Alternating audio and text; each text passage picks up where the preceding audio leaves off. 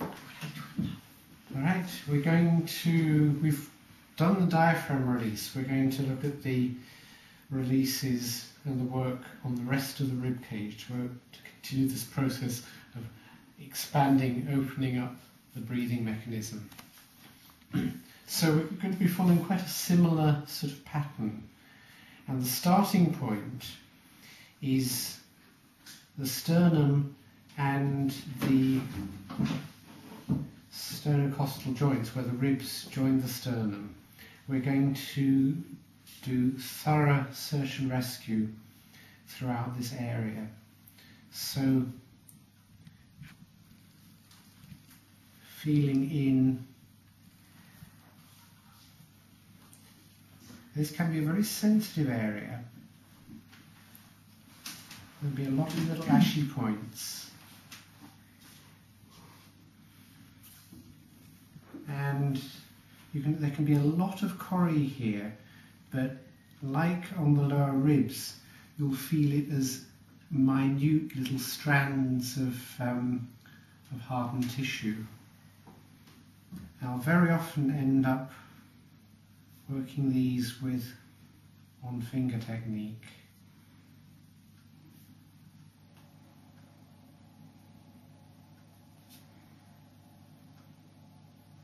This can be a very vulnerable and strongly emotional area as well, which is another reason to go slowly, go gently, and sort of gradually melt your way into the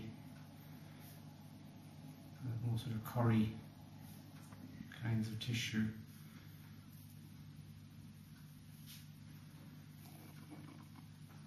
The spaces between the vertebrae are good spaces to work as well.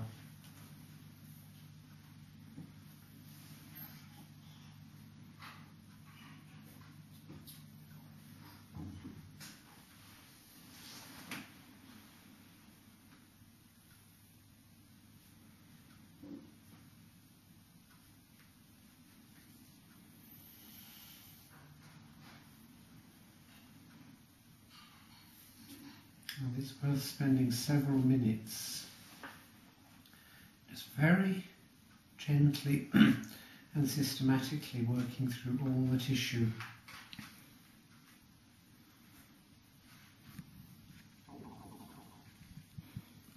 As you reach the area immediately under the clavicle, the sort of top part of the pectoral muscle, again, this is an area where you'll feel a lot of hardened tissue. So spend plenty of time here.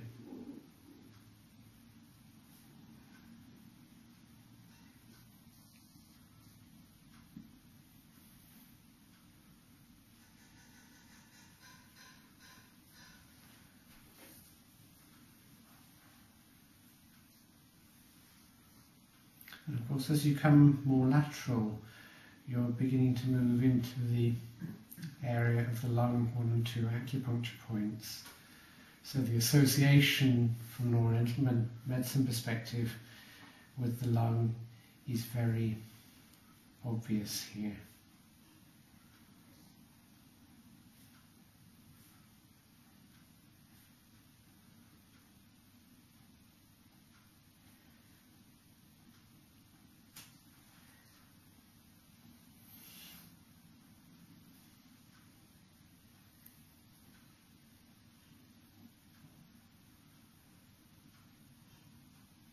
Working on a woman, obviously, you stop when you're on breast tissue rather than muscular tissue.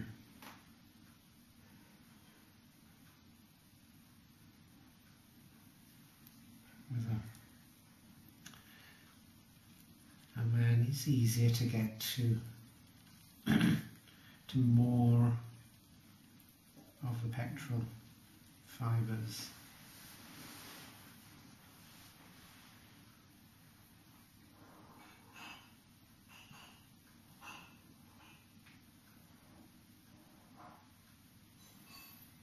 The other areas you want to give attention to are between the ribs. And what we tend to do here is simply slide the fingers into the intercostal spaces and use a backwards and forwards technique, gradually moving along the intercostal spaces.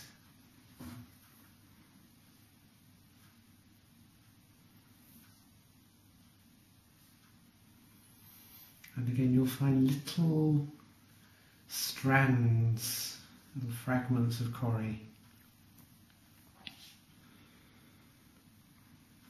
which are mainly around either the lower pectoral attachment points or where the various abdominal muscles attach to the ribs.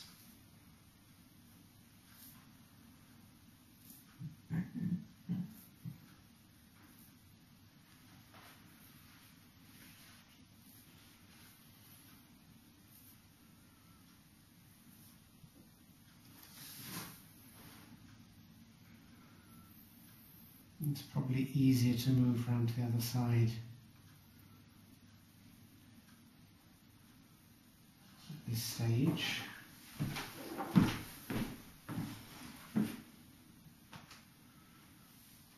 And to continue.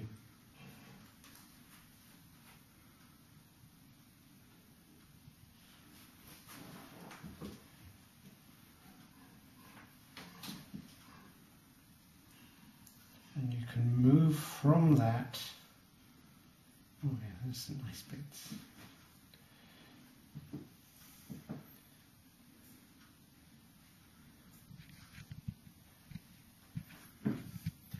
Into beginning to work more with fascial stretches and unwinding.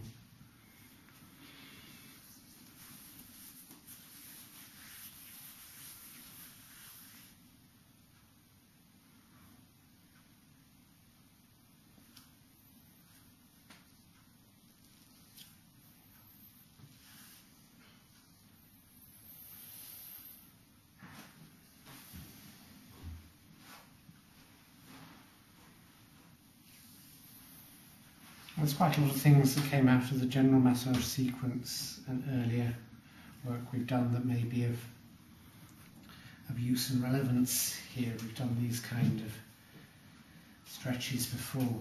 And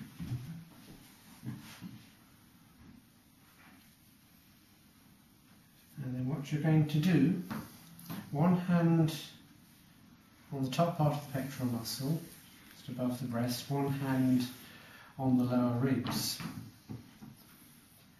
and just stay there for a moment and tune into their breathing, and then I'll get them to breathe right into your hands. Push your hands away. As they breathe out, you just push in and give a little rocking. Breathe in and out. So this is the point where you'll actually direct the breathing.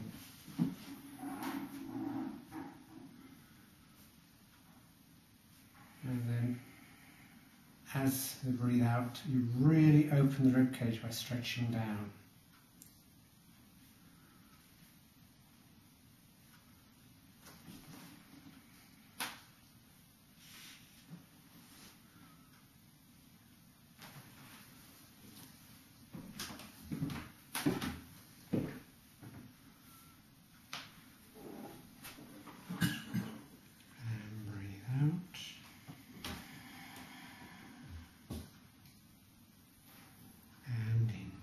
And again, you give a little resistance, so they've got to work a little bit against your pressure to really expand the lungs and out.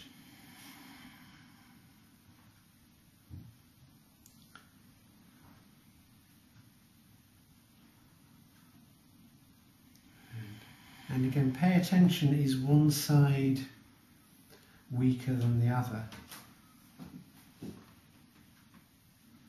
If it is, then you can come back to that side and spend a little bit more time there. If someone's got a very rigid rib cage and they're not actually utilising the top part of the lungs at all, you can increase the pressure with the top hand to get them to breathe in, so that will activate the upper part of the lungs. Or equally, if there's not a lot going on further down, you can get them to breathe in more into the lower hand and push away. And again, lengthen, stretch the rib cage down to finish. And finish that all with a nice little bit of sternal rocking.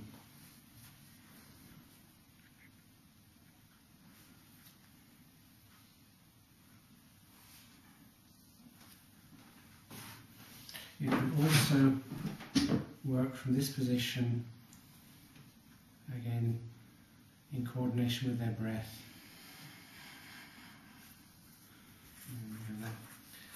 You can either give it a little vibration, or you can stretch it.